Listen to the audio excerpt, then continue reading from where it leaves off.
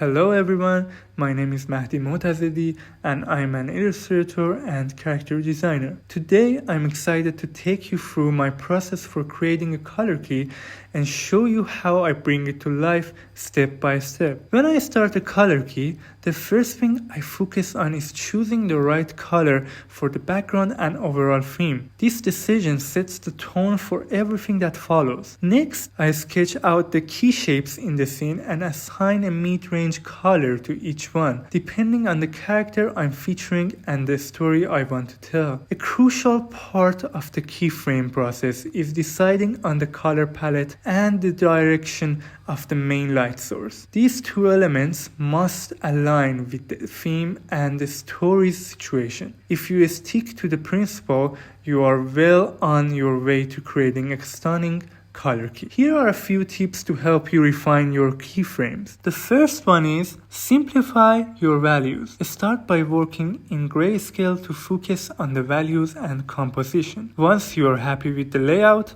introduce color. Second, layer management. Keep your layers organized, but try not to use too many. Limiting your layers can make the process smoother and help you focus on the essentials. Third, lighting consistency. Ensure that your lighting remains consistent throughout the scene.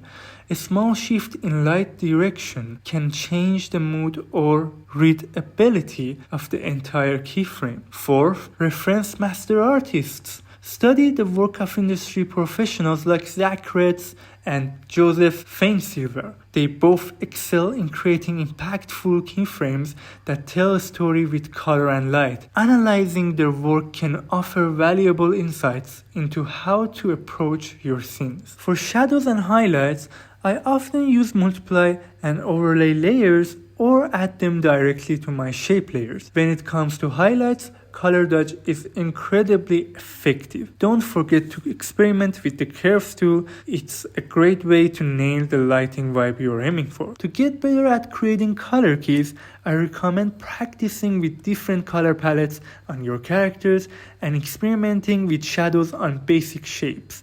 Adjusting these elements can dramatically change the mood of each scene. Keyframes are a fantastic way to capture how the final shot will look at the end of production. Plus, they can significantly enhance your concept art and illustrations with regular practice. I hope you enjoyed this video. Keep the good vibes going until the next one. And thanks for watching.